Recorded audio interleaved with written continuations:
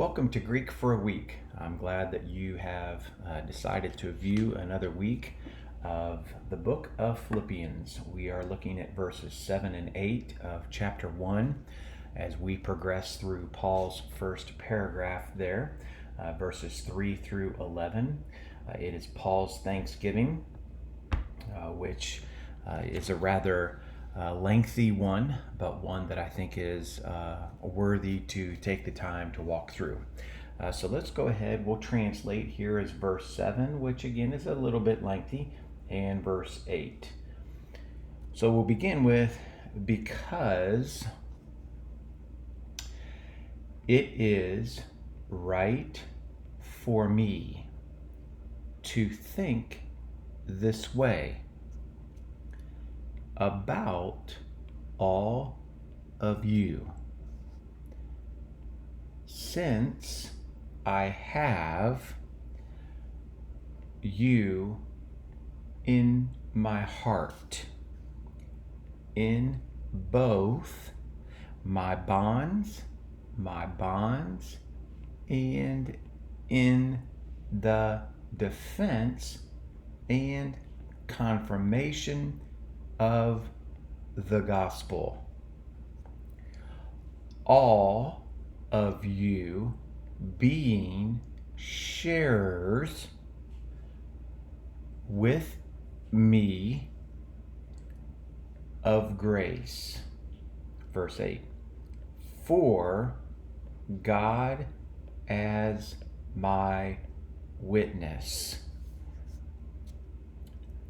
how I long for all of you with the affection of Jesus Christ, or I should say Christ Jesus. Now you'll notice there's quite a bit of Greek text there, so I'm not going to touch base with a lot of things just because there's a lot there. It would be quite a long video. So let me touch base on a couple of things. You'll notice Paul begins verse 7 with a preposition kathos. I think the kathos there is likely causal. And again, I think it's going back to the main verb in verse 3. And you'll see eucharisteo, and you'll see when I diagram this how things will work out and how things get positioned. The phronane, phronane here is a infinitive, and I believe it's probably the subject of estin.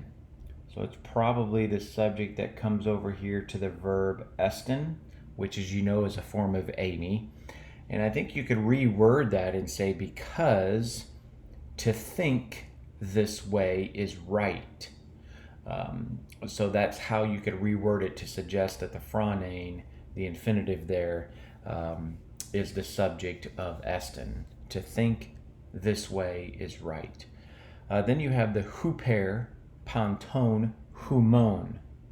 Huper, panton, humon. That is a prepositional phrase with the huper there, indicating advantage. So to think this way about you, Paul says, where you could say in behalf of you. Then you also have another construction, the dia ta plus the infinitive. Dia ta plus the infinitive. Ekain, that construction is typically one of cause, which is why I translated it with the word since. Then you have the tu engeliou, tu engeliou there. That is the gospel, probably an objective genitive. That is, it's the gospel that's receiving the defending and the confirming. Here's the defending and here's the confirming. So it is receiving it, so it would be the objective genitive. There's another objective genitive, tes karatos. Tes karatos. Another genitive, probably again another objective genitive.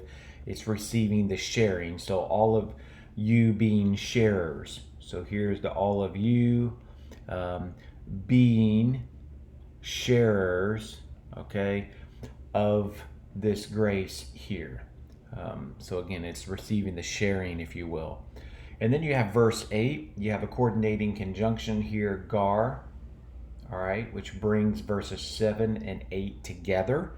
How does it do that? Because a conjunction, recall, they form various functions. Well, in this particular case, I think it's strengthening what precedes. So verse 8 obviously follows verse 7, and it does it in a way that Paul's using the fact that God is his witness to strengthen what it is that he has said in verse 7. And Werner is the author of the Baylor Handbook for Philippians. He suggests that gar there is functioning in that way, a strengthening kind of way. And then lastly, the epipatho. Epipatho.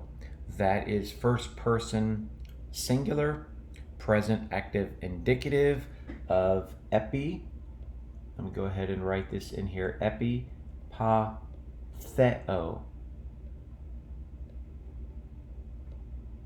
You'll notice there the epipatheo, the epsilon here and the omega, when those come together, they contract. And what am I left with? I'm just left with the omega with a circumflex over top, which indicates the contraction. And hence, that would be the first person singular, present active indicative. Trust this has been helpful for you. I will go ahead and diagram verses 3 through 8 next week.